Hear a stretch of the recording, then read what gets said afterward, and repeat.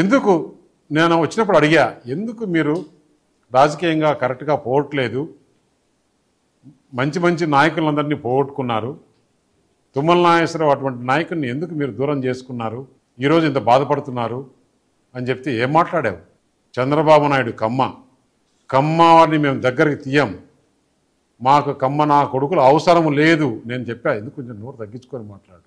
రెడ్లను నమ్మాం, రెడ్లను నమ్మితే గవర్నమెంట్ పోయిన మరుసటి రోజే పోయారు, వారిని కూడా తిట్టావు, కమ్మోడిని తిట్టావు. ఎందుకు ఇట్లా చేస్తున్నావు? రాజకీయాల్లో నువ్వు లాంగ్ టర్మ్ ఉండాలనుకుంటే ఇట్లా మాట్లాడడం కరెక్ట్ కాదని హిత బోధిస్తే, లేదు రేవంత్ రెడ్డిని చూసి రెడ్లు పోయారు, చంద్రబాబు నాయుడు చూసి కమ్మోళ్ళు పోయారు, మాకు మిగిలింది జగన్మోహన్ రెడ్డి ఒక్కడే అని చెప్పేసి ఆ రోజు మాట్లాడు.